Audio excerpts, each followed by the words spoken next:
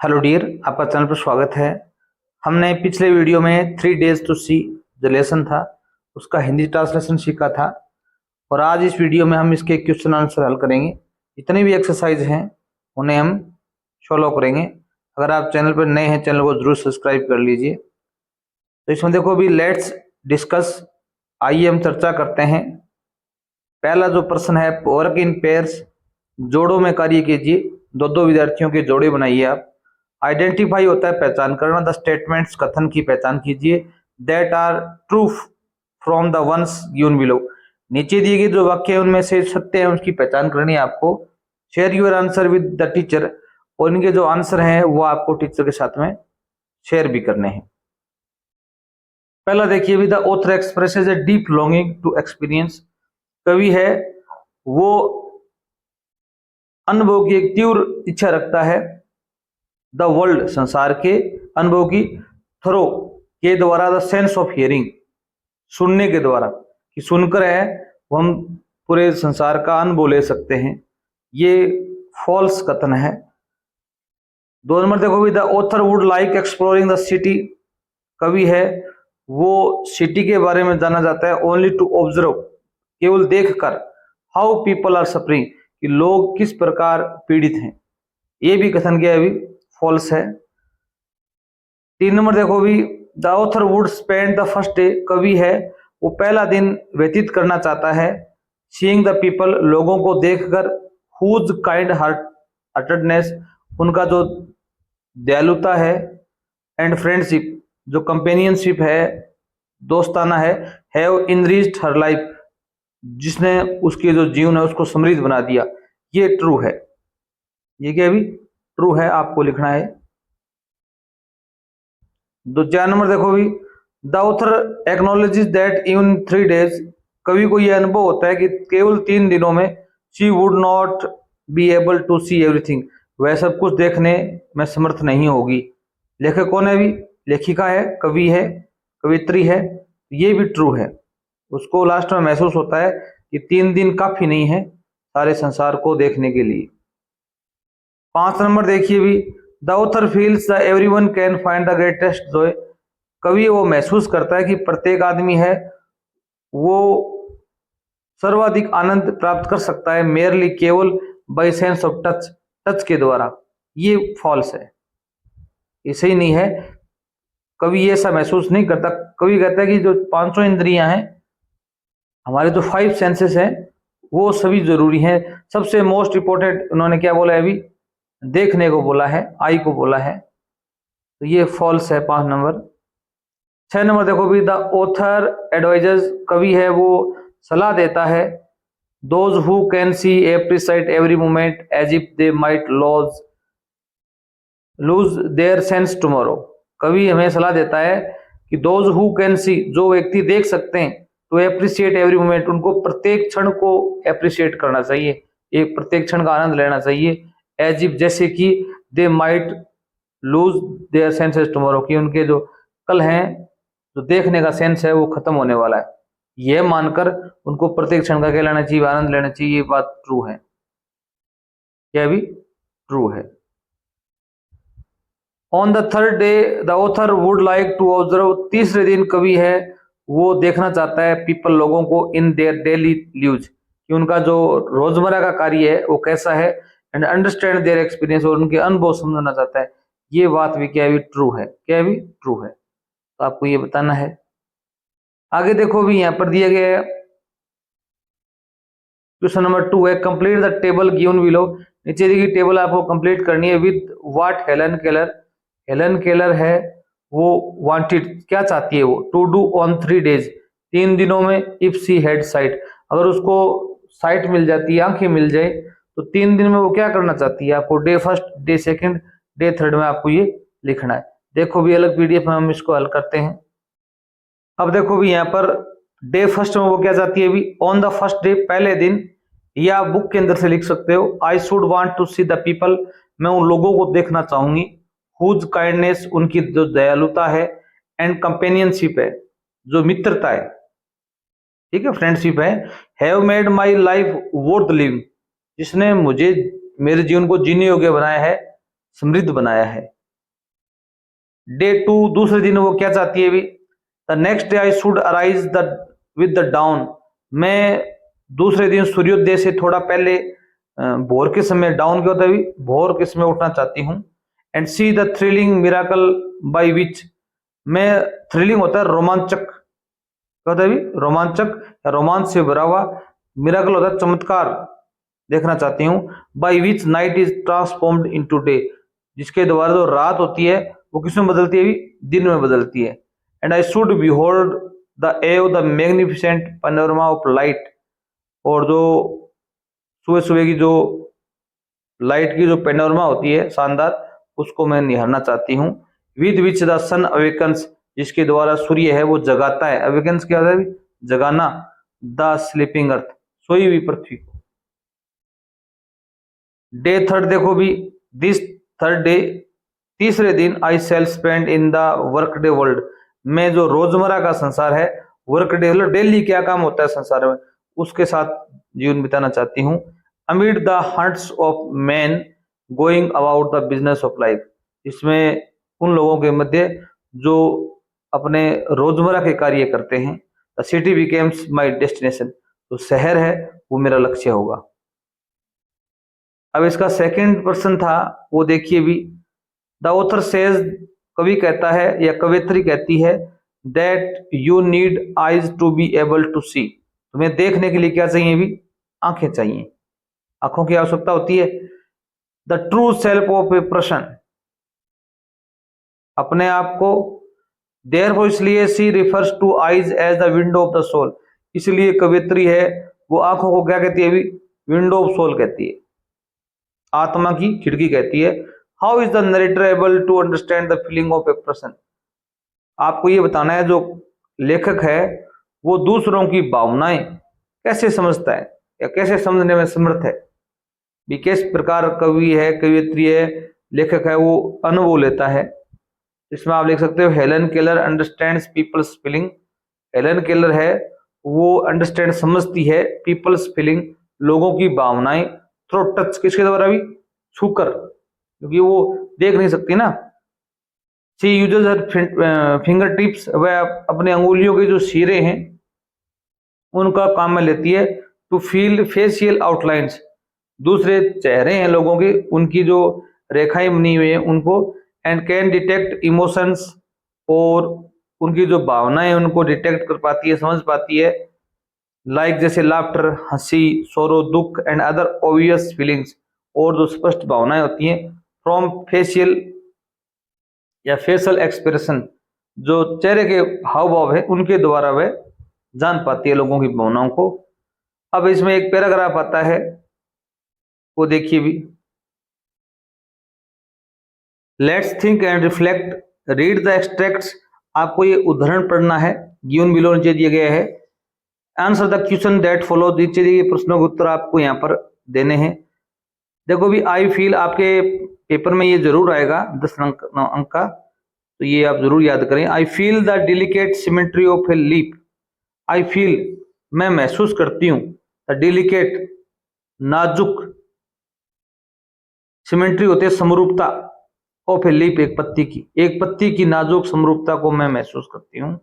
I pass my hands, मैं मेरे हाथों को फेरती हूँ, लविंगली, बड़े प्यार से।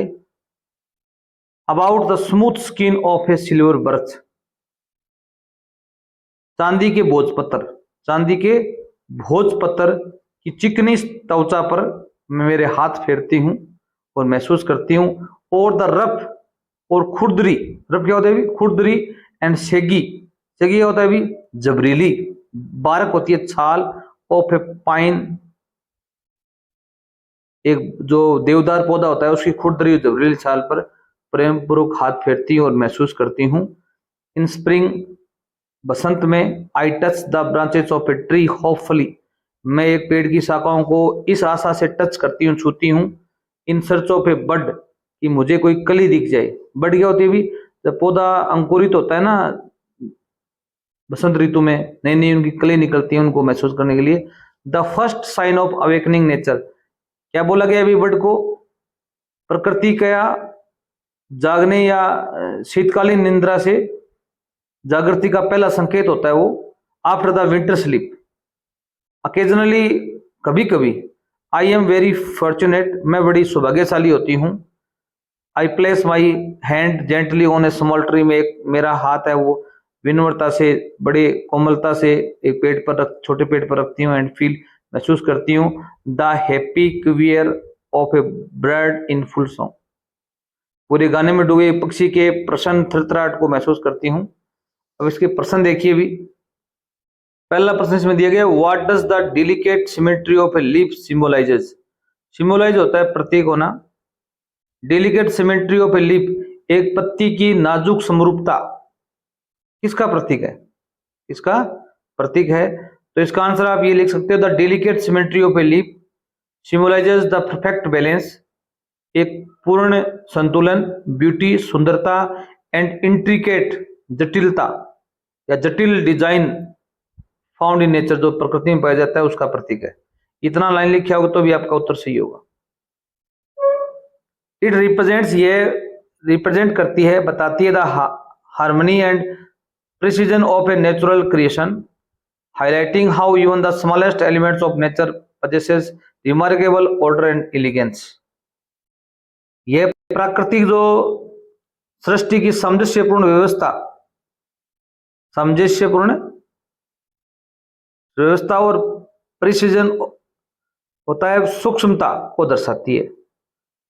हाईलाइटिंग, ये क्या करती है भी, उजागर करती है कि जो स्मॉलेस्ट एलिमेंट्स, जो सबसे सूक्ष्म तत्व है ऑफ नेचर, प्रकृति का, possesses remarkable order and elegance, इसके अंदर एक अद्भुत ऑर्डर, क्रम है, और क्या भी, एलिगेंस और सुरुचिपूर्ण सुंदरता निहित है।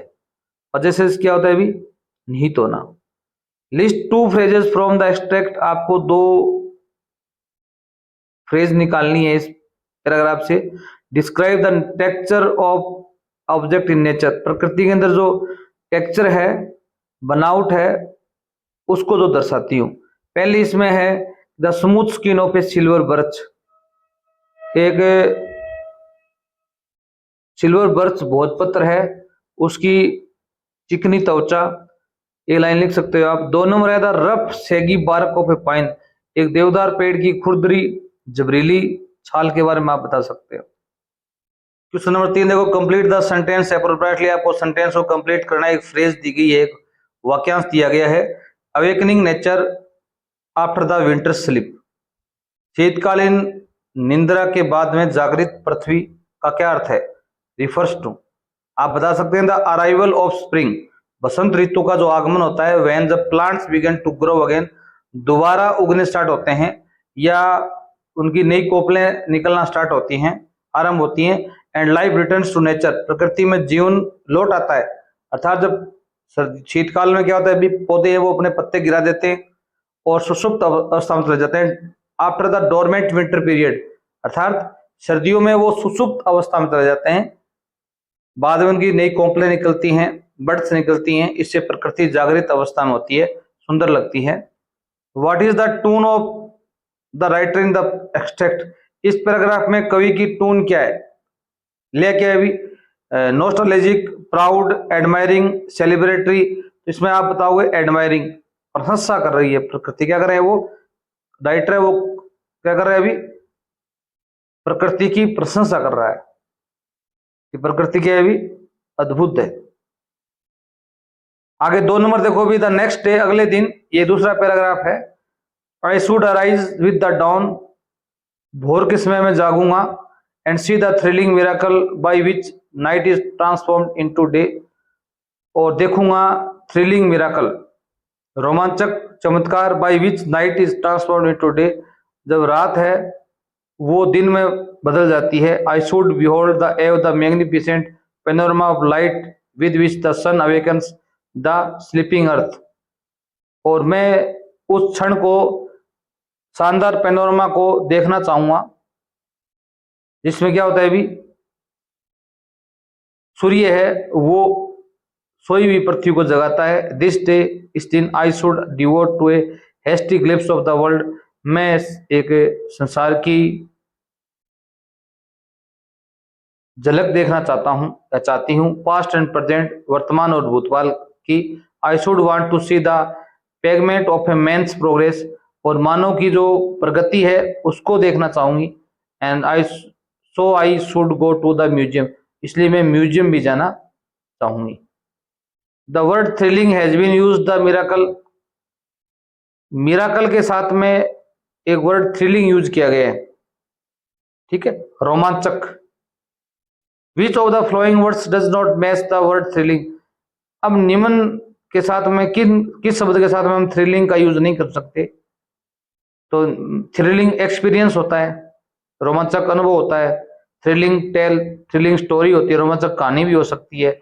और थ्रिलिंग एडवेंचर, थ्रिलिंग रोमांचक साहस भी हो सकता है। थ्रिलिंग नॉलेज नहीं होता, इस वर्ड के साथ इसको हम यूज नहीं कर सकते, ये मैच नहीं खाता, सी ऑप्शन सही होगा। आगे देखो अभी, why does the writer refer to the earth as a sleeping earth, जो लेखक है वो पृथ्वी को सोई हुई पृथ्वी क्यों कहता है?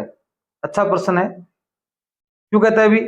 इसमें आप लिख सकते हो the writer refers to earth, कवि है वो अर्थ, पृथ्वी को स्लीपिंग अर्थ कहता है। बिकॉज, क्योंकि एट नाइट, रात के समय में, व्हेन इट इज डार्क, जब अंधेरा हो जाता है, द अर्थ अपीयर्स इनएक्टिव, पृथ्वी ऐसे लगती है कि वो क्या है अभी? निष्क्रिय है, इनएक्टिव है। Much like a person sleeping, जैसे कोई आदमी सो जाता है ना, उसी प्रकार प्रकृति में सारे जीव जंतु हैं वो क्या हो जाते हैं अभी?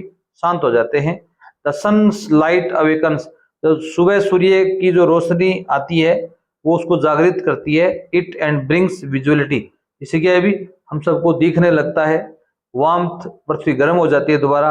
And renewed activity to the world, और संसार की नई एक्टिविटी स्टार्ट हो जाती है। क्वेश्चन नंबर 3 देखो अभी, complete the sentence with the appropriate reason, आपको उचित कारण द्वारा इस सेंटेंस को पूर्ण करना है।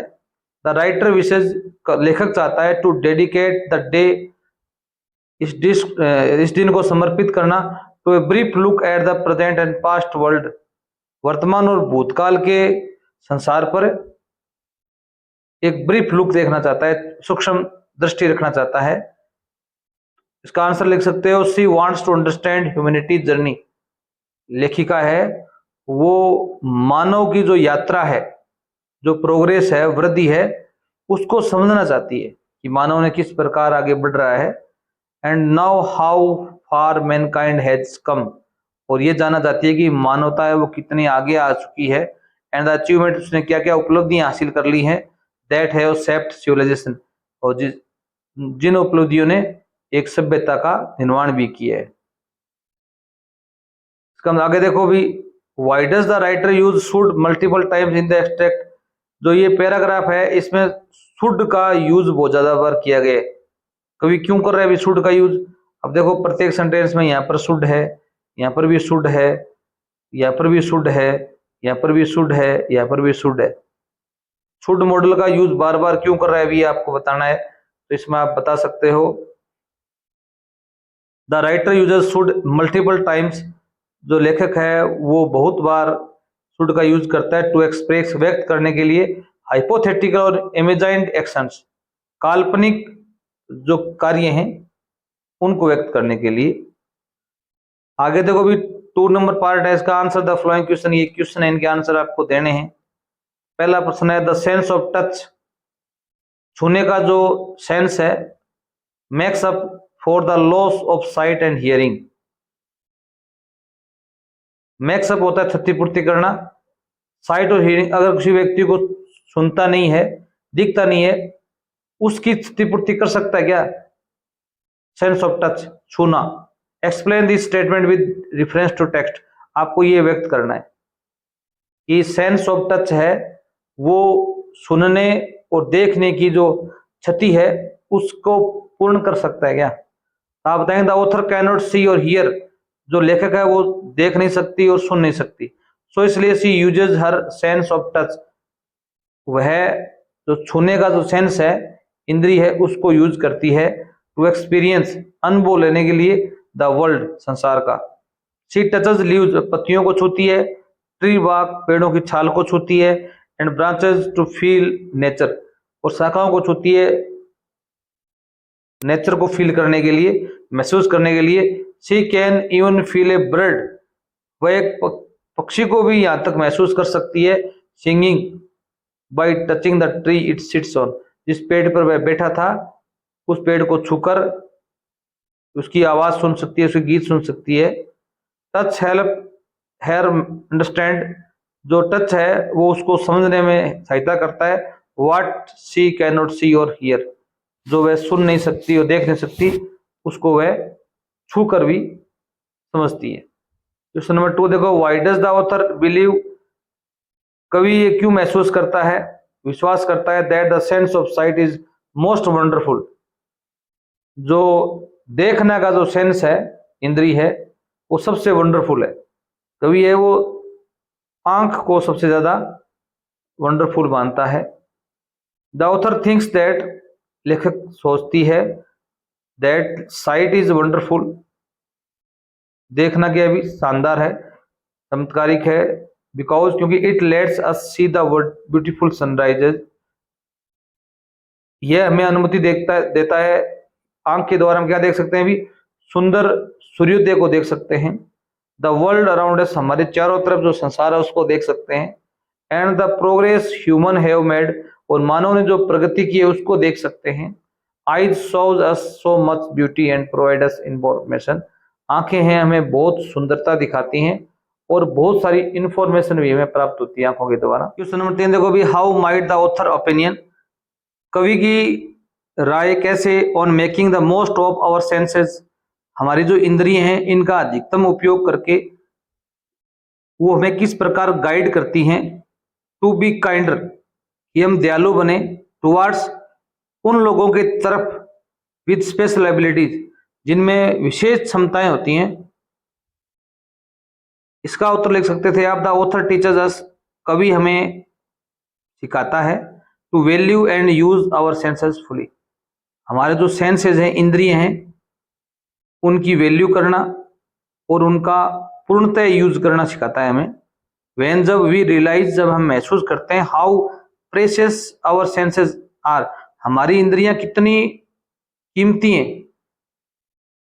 वी अंडरस्टैंड, हम समझते हैं, that people who lack certain senses, जिन लोगों में इन इंद्रियों की कमी होती है, फेस रियल चैलेंजेस, वो वास्तविक चैलेंज महसूस करते हैं। जब हमें एहसास होता है कि किसी व्यक्ति के देख नहीं सकता तो उसके कितनी चैलेंज होंगे, किसी को सुन नहीं सकता तो उसको कितनी परेशानी महसूस होती होगी, जब हमें महसूस होता है कि जो इंद्रियां हैं वो कितनी कीमती होती हैं। This makes us more understanding, यह हमें और समझदार, हेल्पफुल, सहायक, एंड काइंड, और दयालु बनाती है, टुवर्ड्स पीपल, उन लोगों के प्रति, विद डिसेबिलिटी, जो क्या होते हैं भी, अयोग्य होते हैं, instead of ignoring the needs, उनकी जो आवश्यकताएं हैं उनको नजरअंदाज की बजाय हम उन लोगों की तरफ ज्यादा ध्यान देते हैं, सहायक होते हैं, दयालु होते हैं और उनको समझ पाते हैं। What is the significance of imagining the loss of sense according to the author, अब what is the significance, significance क्या होता है भी, महत्वपूर्ण, तो ऑफ इमेजिनिंग, कल्पना करना, ऑफ लॉस ऑफ सेंस, किसी इंद्रिय को खो जाने की जो कल्पना करना लेखिका के अनुसार कितना महत्वपूर्ण है। अगर आप ऐसा महसूस करते हैं कि मानो आपके कान नहीं होते तो क्या होता, आंख नहीं होती तो क्या होता, किस प्रकार आप कवित्री है वो कल्पना करती है। इफ वी इमेजाइन, अगर हम कल्पना करें, लूजिंग ए सेंस, कोई इंद्रिय खो जाए, we will value it more and use it better, हम उसकी बहुत ज्यादा वैल्यू करेंगे और बहुत ज्यादा इसका उपयोग करेंगे। जैसे अपने पास कोई भी छोटी मोटी चीज हो, हम उसकी वैल्यू नहीं करते इतनी, जब वो खो जाती है तो हमारे लिए उसकी वैल्यू बढ़ जाती है। It makes us thankful for what we have, हम कृतज्ञ होते हैं उनके प्रति जो चीजें हमारे पास हैं। And helps us enjoy life more fully, और हम अपने जीवन को बहुत ही आनंद तरीके से जीवन जीते हैं। Instead of taking things for granted, और हम जो अपना जो जीवन की जो चीजों को हल्के में लेते हैं ना, हल्के में लेने की बजाय जीवन का अधिक आनंद लेने में मदद करती है हमारी वो। How does the author encourage people to approach their everyday sensory experience, और लेखिका लोगों को अपने रोजमर्रा के संवेदी अनुभवों के प्रति कैसे दृष्टिकोण अपनाने के लिए प्रोत्साहित करती है। तो यहाँ देखो, the author wants to pay attention to everything around us. लेखिका चाहती है कि पे अटेंशन, हम पूर्ण ध्यान देवें, टू एवरीथिंग, प्रत्येक चीज पर, अराउंड अस, जो हमारे चारों तरफ हो, हर चीज को हम देखें। We should notice the beauty of nature, हम प्रकृति की सुंदरता को भी देखें। इंजॉय व्हाट वी सी, और उसका आनंद लें जो हम देख सकते हैं, हियर, सुन सकते हैं, टच कर सकते हैं। एंड लिव ईच डे, प्रत्येक दिन जियो, एज इफ, जैसे कि इट इज स्पेशल, कि वो एक स्पेशल डे है। Don't ignore the small beautiful things in life, जीवन की छोटी छोटी और सुंदर चीजों को आप इग्नोर मत कीजिए, आनंद लीजिए, लेखिका ये चाहती है। क्वेश्चन नंबर 6 देखो, what do author choices for the 3 days tells about her values and priorities. और 3 दिनों के लिए लेखिका के चुनाव हमें उसके मूल्यों और प्राथमिकताओं के बारे में क्या बताते हैं। अभी इसका लिख सकते हो आप, द ऑथर वैल्यू नेचर, लेखक है वो प्रकृति की वैल्यू करती है, लर्निंग, सीखने की वैल्यू करती है, महत्व समझाती है, ह्यूमन प्रोग्रेस, मानव की प्रगति का महत्व बताती है हमें। She wants to see the beautiful things, वह संसार की सुंदर चीजें देखना चाहती हैं, लाइक सनराइज, सूर्योदय का समय। Learn about history in museums, और संग्रहालयों के इतिहास के बारे में जानना चाहती है। Understand how humans have ground, और ये भी चाहती है कि मानव ने कैसे वृद्धि की, कैसे विकास किया। This shows that she loves beauty, ये हमें दिखाता है कि वह जो लेखिका है वो सुंदरता को चाहती है, नॉलेज चाहती है, और मीनिंगफुल एक्सपीरियंस, और सार्थक अनुभव चाहती है वो। आगे देखिए भी, आगे देखो भी, सेंसरी वर्ड्स एंड डिस्क्रिप्टिव, यहाँ पर कुछ क्या है, संवेदी शब्द दिए गए हैं। They describe how we experience, ये हमें बतलाते हैं, वर्णन करते हैं कि हम कैसे अनुभव करते हैं द वर्ल्ड, संसार को। हाउ वी सी, कैसे हम देखते हैं, सुनते हैं, स्मेल, सूंघते हैं, टेस्ट करते हैं, फील समथिंग, किसी चीज को महसूस करते हैं। Complete the flowing table with sensory words from the text in column 2 for the 5 senses in column first. Column first में 5 हमारे जो इंद्रिय उनके बारे में बताया गया है। कॉलम 2 में आप वो चीजें लिखेंगे जो पाठ के अंदर दर्शाई गई हैं, और कॉलम 3 में आपको एक न्यू वर्ड ऐड करना है जो भी आप चाहते हैं। जैसे व्हाट यू सी, जो तुम देखते हो, इसमें एक वर्ड आया था पेनोरमा, इसका और चीज भी बता सकते हो, जैसे सीनरी बता सकते हो, एक वर्ड है सीनरी, लिख सकते हो यहाँ पर। और भी लिख सकते हो, आवर हियर, रेडियंट लिख सकते हो, वाइब्रेंट लिख सकते हो।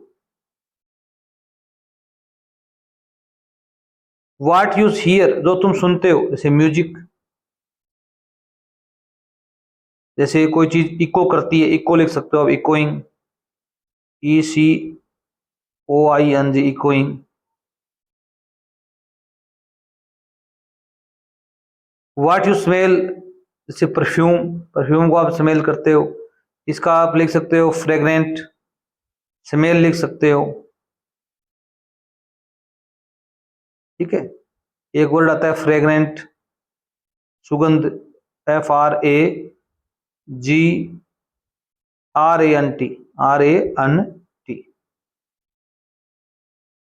इसमें आप अगला वर्ड है व्हाट यू टेस्ट, जो तुम टेस्ट करते हो, रेलिस, आप यहां पर फ्लेवर लिख सकते हो,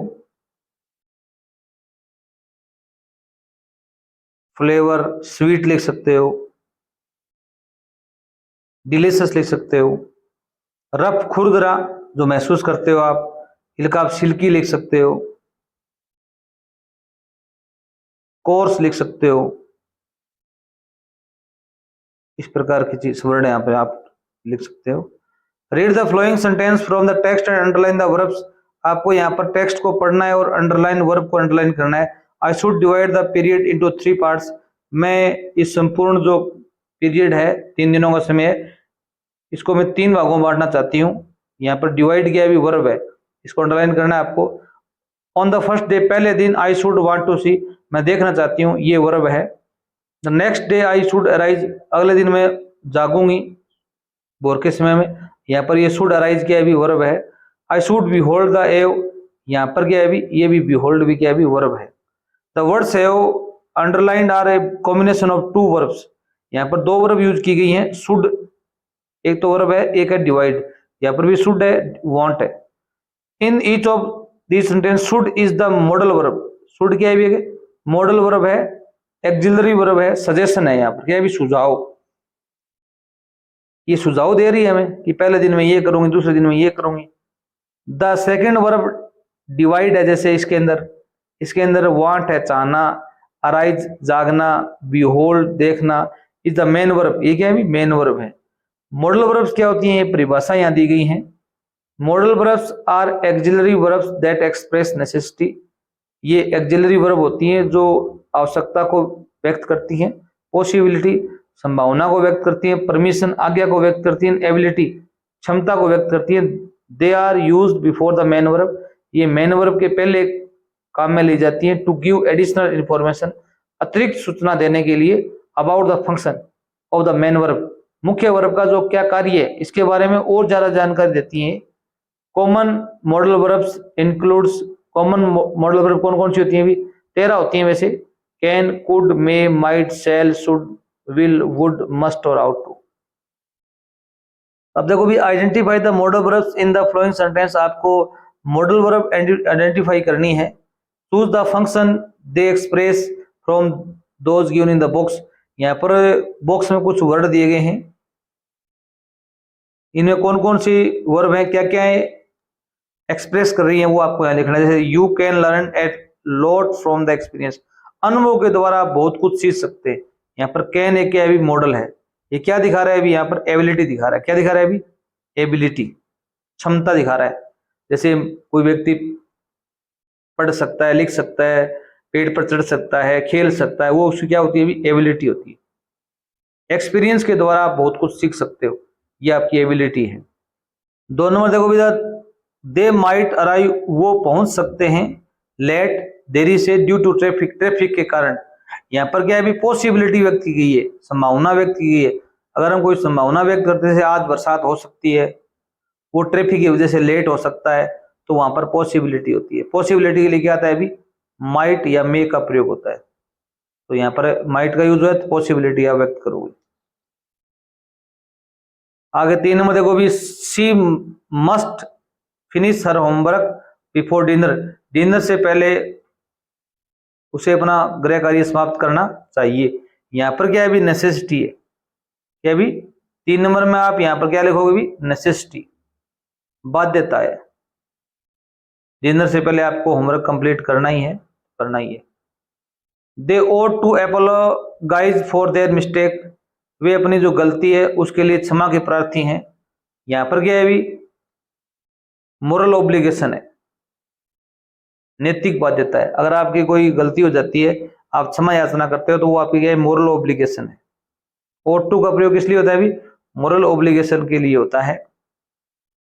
और आगे है he would like to have some lassi please, वह लस्सी लेना पसंद करेगा, कृपया। लस्सी किसी से हम कोई चीज मांगते हैं तो क्या होता है अभी वो पोलाइट रिक्वेस्ट होती है, विनम्र प्रार्थना होती है, पोलाइट रिक्वेस्ट आता है। यहाँ पर ये भावना एक्सप्रेस हो रही है। अब 4 नंबर क्या है अभी, read the situation in column first, column first में एक सिचुएशन दी गई है, column function in column two में क्रियाविधि दी गई है। Fill in the blanks in the sentence है कॉलम 4, कॉलम 4 में आपको खालिस्तान है इसको फुल फिलअप करना है। कॉलम 3 से लेकर कॉलम 3 में क्या है मॉडल दिए गए हैं, कैन, कुड से, इनका प्रयोग करते हुए। After filling in the blanks explain the function of each modal verb you used in your classmate and teacher. अब कॉलम 1 में देखिए भी you want to leave work early, तुम कार्य को जल्दी छोड़ना चाहते हो, आपको क्या चाहिए परमिशन चाहिए। आई blank I leave early today, मैं आज जल्दी कार्य छोड़ना चाहता हूँ। If I finish all my task, यदि मेरा कार्य जल्दी समाप्त हो जाता है तो मैं जल्दी कार्य छोड़ दूंगा। इसके लिए क्या परमिशन चाहिए, परमिशन के लिए क्या लगाओ भी आप मे यूज कर सकते हो। मे आई, जैसे आप क्लास में जाते हो ना, मे आई कम इन सर, उसी प्रकार मे आई लीव, मे का यूज करोगे आप, ज्यादा बेहतर रहेगा। You have an important deadline tomorrow, कल आपके लिए एक महत्वपूर्ण डेडलाइन है। इसमें ओब्लिगेशन है, बाध्यता है। डेडलाइन मीन्स कोई भी अंतिम सीमा, जैसे आपको कह दिया जाए कल आपको होमवर्क करना ही करना जरूरी है, नहीं तो आपको पनिशमेंट मिलेगा, तो वो ओब्लिगेशन है, बाध्यता है। यहाँ क्या है, अभी ओब्लिगेशन हो तो मस्ट आता है, क्या था अभी, must. I must finish this report by tomorrow, कल तक मुझे ये रिपोर्ट है देनी होगी या पूर्ण करनी होगी। अब 3 नंबर क्या कह रहा है अभी, योर फ्रेंड इज थिंकिंग, तुम्हारा मित्र सोच रहा है, whether to join art class, कि क्या वह आर्ट क्लास ज्वाइन करे, उसको सलाह एडवाइस देनी है, सलाह देनी है। तो आप क्या सलाह के लिए क्या आएगा, अभी हमेशा ही शुड आता है, क्या आता है अभी, शुड का प्रयोग करोगे आप। You should consider all the pros and cons before making a decision, एक निर्णय लेने से पहले आपको पक्ष और विपक्ष, ये मुहावरा है, पक्ष और विपक्ष के बारे में, सही और गलत के बारे में सोचना चाहिए। There are dark clouds in the sky, आकाश में काले बादल हैं, पॉसिबिलिटी दिखाई गई है, संभावनाएं व्यक्त की जा रही हूं, तो वहां पर भी क्या है अभी, इट माइट रेन टुडे, या मे आज लिख सो, it may rain later today, आज बरसात हो सकती है। यहाँ पर क्लाउड्स काले क्लाउड हैं तो मे का प्रयोग ही होगा, ठीक है, वरना माइट भी आता है यहाँ पर संभावना के लिए, पॉसिबिलिटी के लिए। Asking someone to pass the salt at the dinner table, अगर आप किसी से कहते हो कि खाने वाले टेबल है और आप बैठे हो तो कि मुझे नमक दीजिए, यहाँ पर पोलाइट रिक्वेस्ट लागू होती है, तो यहाँ पर आप वुड का प्रयोग करेंगे। विनम्र निवेदन अगर किसी से कर रहे हो कि मुझे नमक चाहिए, नमक प्लीज नमक दीजिए, या पेन मांग रहे हो किसी क्लास में आप, तो would you pass the salt please, please करने के लिए आप वुड का प्रयोग करेंगे, बेहतर रहेगा। 6 नंबर है advising someone to apologise for a mistake, गलती के लिए किसी को आप क्या करते हो भी, क्षमा याचना करते हो।